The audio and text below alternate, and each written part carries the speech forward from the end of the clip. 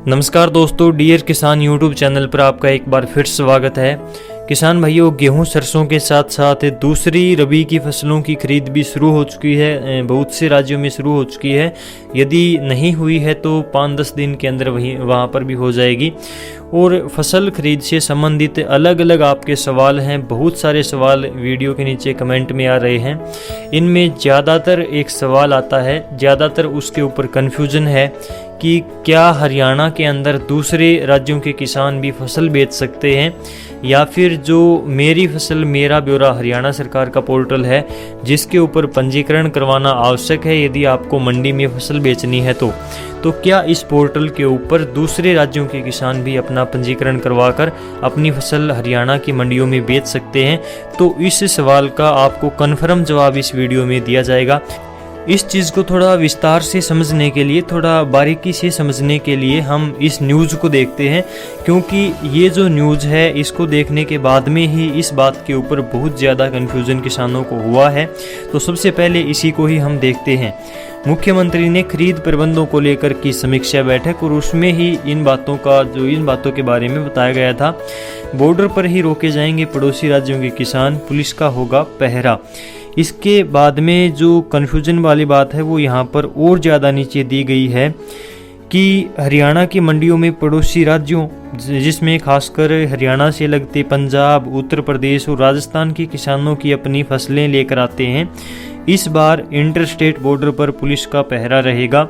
पड़ोसी राज्यों के किसानों को हरियाणा में नहीं आने दिया जाएगा, उन्हें बॉर्डर पर ही रोका जाएगा। केवल मेरी फसल मेरा ब्यौरा पोर्टल पर पंजीकृत किसानों को ही एंट्री मिलेगी। सरकार ने पंजीकृत किसानों के रजिस्टर्ड मोबाइल नंबर पर भी मैसेज भेजने का फैसला लिया है। इस मैसेज के जरिए किसानों को बताया जाएगा कि वे अपनी फसल कब और किस मंडी में लेकर आएं। तो दोस्तों, इस प्रकार से यहाँ पर आकर कन्फ्यूजन हो जाता है कि दूसरे राज्यों के किसान मेरी फसल मेरा ब्यौरा पोर्टल के ऊपर पंजीकरण कर सकते हैं, लेकिन आपको पता होगा कि यहाँ पर पंजीकरण करने के लिए, रजिस्ट्रेशन करने के लिए आपको परिवार पहचान पत्र यानी कि फैमिली आईडी की आवश्यकता होती है, जो केवल हरियाणा में ही बनती है, हरियाणा के निवासियों की ही बनती है। यदि कोई बाहर का किसान है तो वो केवल पहचान पत्र के अनुसार ही अपना पंजीकरण करवा सकता है, उसको फैमिली आईडी की आवश्यकता नहीं है। लेकिन यहाँ पर मैं आपको बता दूं कि केवल दूसरे राज्यों के वे ही किसान अपना जो है यहाँ पर पंजीकरण करवा सकते हैं हरियाणा में फसल बेचने के लिए, जिनकी ज़मीन हरियाणा के अंदर है। मेन बात समझने वाली यहीं पर है, कन्फ्यूजन सबसे ज़्यादा यहीं पर है, क्योंकि दूसरे राज्यों के किसान भी हरियाणा के अंदर अपना पंजीकरण करवा सकते हैं, लेकिन एक बात की शर्त है कि उसकी ज़मीन हरियाणा के अंदर ही हो। यानी कि ऐसे किसान जिसकी ज़मीन हरियाणा में है लेकिन वो राजस्थान में रहता है, पंजाब में, यूपी में या फिर दूसरे कहीं भी किसी भी राज्य में रहता है, लेकिन यदि उसको हरियाणा की मंडियों में फसल बेचनी है तो उसकी ज़मीन हरियाणा के अंदर होनी चाहिए। यदि आपकी ज़मीन हरियाणा से बाहर है तो आप कहीं पर भी रहते हो, किसी भी राज्य में रहते हो, आपकी फसल हरियाणा में नहीं खरीदी जाएगी, आपका रजिस्ट्रेशन ही नहीं होगा।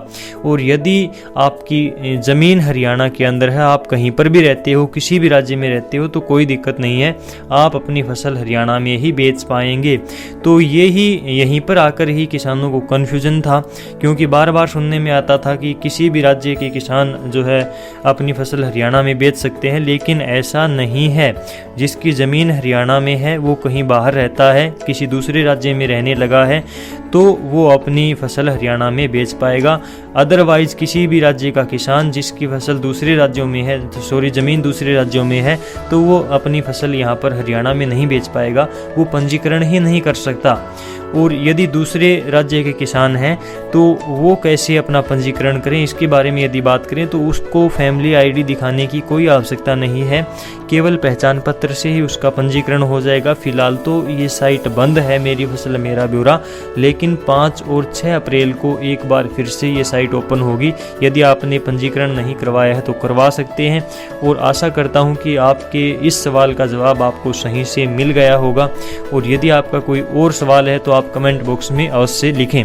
चलिए दोस्तों, इस वीडियो को लाइक करें और दूसरे किसानों तक शेयर करना बिल्कुल भी ना भूलें, ताकि उनका ये सवाल है तो उन्हें अवश्य इस बारे में जानकारी होनी चाहिए, ताकि उनका कन्फ्यूजन दूर हो सके। इससे बहुत ज़्यादा किसानों को फ़ायदा होगा। तो वीडियो को एक बार दबा के शेयर कर दीजिए।